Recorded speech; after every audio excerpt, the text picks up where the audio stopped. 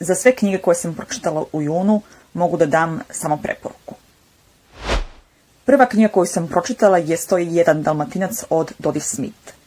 Verujem da ako ne svi, onda većina zna o čemu se radi i da je dosta vas gledalo ili crtani film ili igrani film.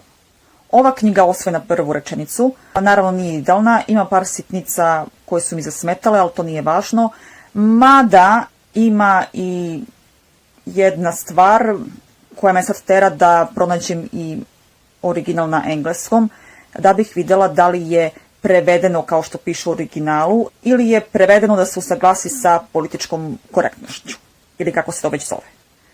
Ne volim kada se knjige tako menjaju i time ne samo što se menja deo, nego se menja istorija tog perioda, tako da baš imam želju da pronađem original i da vidim da li je prevedeno kao što piše ili je prilagođeno. Ako ima vas koji ne znaju čemu se radi knjiga, Psi Pongo i Gospođa dobijaju 15 štenaca, ali ti štenci nestaju. Ukradeni su i njihovi ljubimci, gospodin i gospođa Dirli.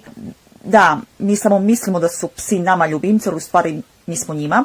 Su pokušali da ih nađu, ali bezuspešno, i onda su Pongo i gospođa uzeli stvari u svoje šape i celo pseće kraljevstvo im je pomoglo da nađu svojih 15 štenaca koji se nalaze na imanju Cruella de Vil, koja planira da ih pretvori u krzni kaput. Druga knjiga je treći deo serijala Veštac, Krv vilenjaka. Kao što sam rekla u videu za mesec maj, u ovom delu prava priča tek počinje. Veštac Geralt čuva devojčicu Ciri, ona je dete nenadanosti i ona uči da postane veštac. Ali ona je i prestolonaslednica Cintre, ona je potomak kraljice Kalante, ali u sebi ima i krv vilenjaka. Novi rat je na pomolu i pojedini ljudi traže Ciri da je ubiju, ali traže i Geralta kako bi našli Ciri. Ciri ima noćne more i Geralt i ostali veštaci ne znaju što ne znače, kako da ih kontrolišu, pa u pomoć zovu jednu čarobnicu, ali ona nije dovoljno jaka, te im predlaže da pozovu drugu, da pozovu Yennefer. Ciri odlazi sa Yennefer i osim toga što uči da postane veštac, uči da postane i čarobnica. Ogromna preporuka i jedva čekam da pročitam i ostale delove. Treća knjiga je Princeza nevesta od Williama Goldmana. Imate i filmski hit iz 80-ih godina, preporuka više za film nego za knjigu, ali preporuka i za knjigu. Knjiga ima malo više od 300 strana, ali slobodno preskočite trećinu knjige, to jest čitanje knjige počnite od 59. strane, a završite na 270. Možete da pročitate predgovor ako baš želite dodatak o Ljutičkinoj bebi, ali ne morate, stvarno ne morate. Knjiga je svrstana u dečju fantastiku, ali meni je više za veliku decu. A za malu decu možete da čitate, samo ćete u par delova knjige ima neke reči koje ipak možda nisu baš za decu, to ćete malo izmeniti. Ali bez tih reči knjiga je bukvalno za sve od 4-5 pa do 105 godina. Stvar koja mi se nije dopala u knjizi, to što je pisac izmislio pisca originalne Princeze neveste i celu istoriju, kako je on bio bolestan, pa mu je otac čitao, pa je onda on ga poklonio sinu, pa se sinu nije dopalo jer originalna verzija je u stvari dosadna, pa on to skraćivao, pa je išao sa unukom u zemlju odakle taj pisac. Izmislio je dosta stvari, nekako to mi se nije dopalo, a to sve upisuje u predgovorima i u dodatku. Zato sam rekla da to možete da preskočite. Dakle, on je izmislio originalnu verziju i ta originalna verzija je predugačka, pa je on nju skratio i u ovoj njegovoj verziji ostavio je samo dobre delove. Ljutička je devojka sa sela, spada u 21. najlepših žena, ne zato što je lepa i uredna, već ima potencijal. Vidi se da ima potencijal, ali ta lepota se još uvijek ne vidi jer devojka jednostavno ne voli da se kupa, da se češlja taman posla. Na imanju gde živi sa roditeljima radi jedan sirotan, Westley, ona ga maltretira da on sve radi, da on sve čisti, grdi ga, psuje. On uvek kaže kako se povedati, sve sluša.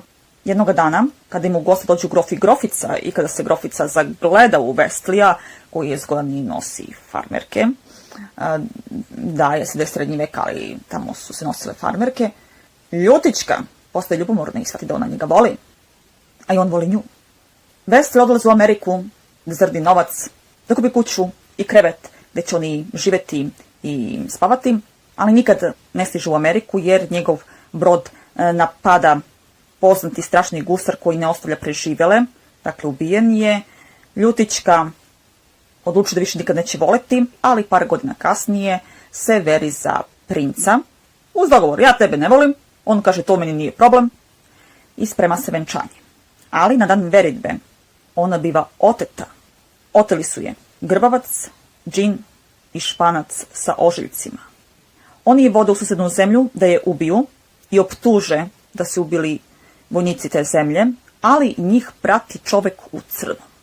Ovo je samo početak. Knjiga je prava pustolovina i preporuka za knjigu, ali mnogo veća preporuka za film. Film ima par malih izmena. William, to je pisac knjige, je istovremeno i scenarista filma, tako da je znao šta ne valja, kako da prilagodi. Baš je lepo promenio i izmenio par detalja i film je odličan, ogromna preporuka. 4. knjiga je Kraljevići prosjek od Marka Twena, ali nisam čitala originalnu knjigu, nego dečju verziju koju je prepričao Stefano Bordigliani. Knjižice iz edicije Učim da čitam. Sve pohvale. Meni se veoma dopalo to što je sa jedne strane tekst, sa druge strane je ilustracija u boji. Ne može se reći da je slikovnica, nego neka mala knjiga, onako knjižica. Knjiga se radi o tome da u Engleskoj u istom danu u palati se rodio kraljević, a u jednoj siromašnoj kući se rodio dečak koji će postati prosjek. Oni nevjerovatno liče, jednog dana će se sresti i prosjek će pitati kraljevića da li može da proba njegovu odeću, i kada su zamenili odeću, u ogledalu su vidjeli da nevjerovatno liče. Igrom slučaja, to jest zabunom, pravi kraljević koji je nosio prosječko odelo biva izbačen iz dvorca, a prosjak postaje budući prestolonaslednik. Ova edicija je odlična za decu koja su tek naučila da čitaju ili tek uče. Odlično je određena, velika preporuka, ali velika preporuka i za nas kada hoćemo da pročitamo nešto kratko i nešto slatko. Blagodarim svima što ste odgledali ovaj video, zapratite kanal ako već niste i vidimo se uskoro. Zdravo!